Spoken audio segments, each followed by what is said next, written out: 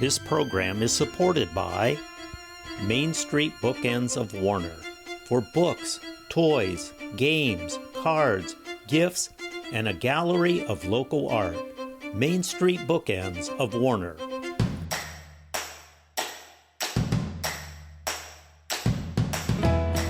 Welcome back to Your Yankee Chronicle. I'm your host this week, Abby Peel.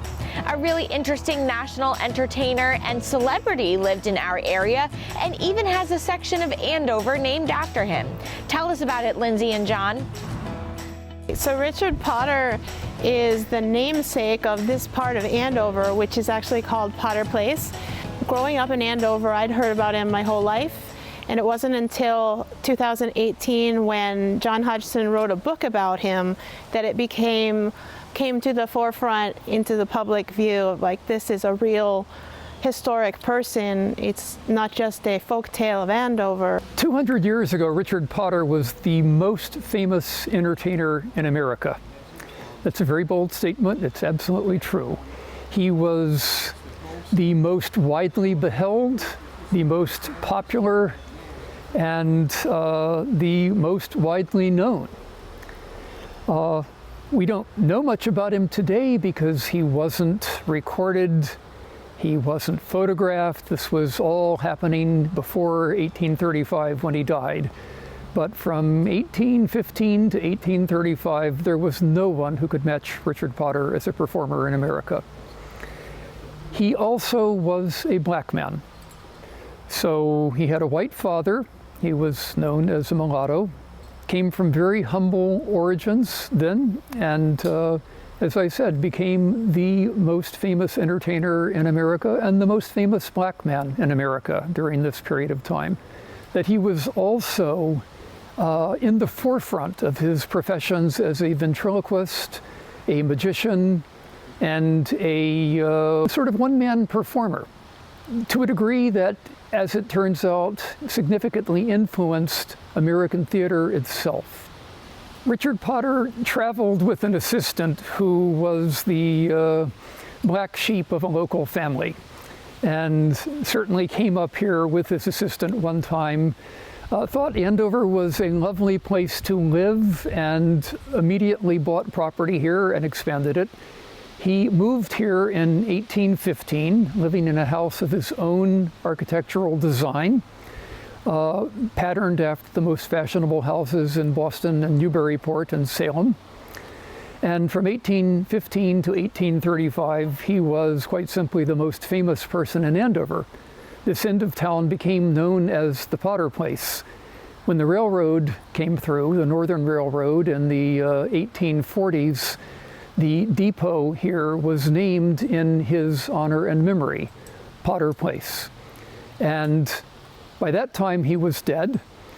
His cemetery right behind me, his house, which once stood immediately to my right, was a tourist site for years and years and years. And you'll find people recording their visits to the place where Potter once lived for decades after his death. From 1819 through 1824, he toured through the entire United States as it then existed, taking a quick trip first, a long trip to New York City, where it became absolutely the toast of the town.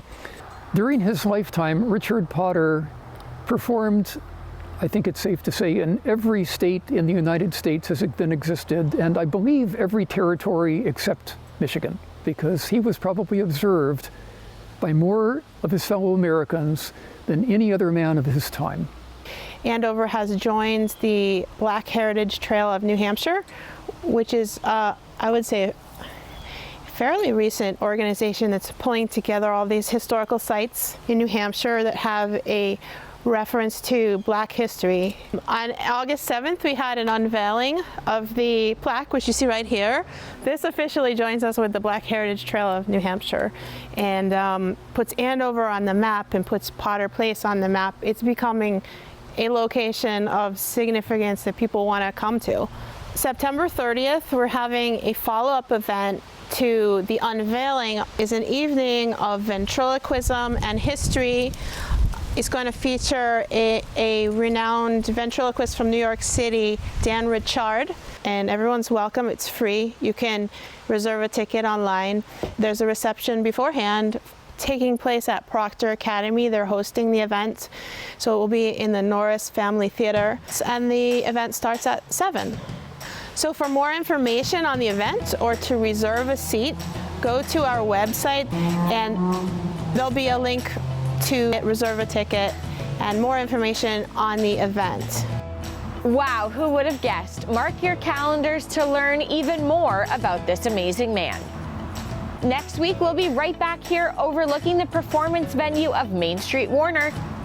Ray Martin, the president of the Warner Fall Foliage Festival, will give us a rundown of what's in store Columbus Day weekend. Emily Cobb, the chief of police in New London, will invite you to a Faith in Blue event.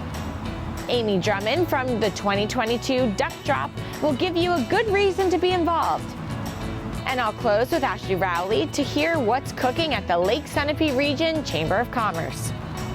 Tune in to our live football game of the week on TDS TV 13 and 1013, NCTV 8, Apple TV, Roku, and at ycnnow.com Saturday the 24th at 1:55 as the Tigers of Newport host the Bears of Newfound. Then at 6:25, the Kearsarge Cougars host the Cardinals of Stevens.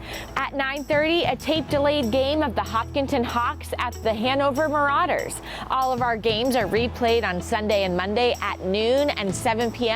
and anytime on demand at ycnnow.com. Check the program schedule at ycnnow.com for the most up-to-date information on games and replays.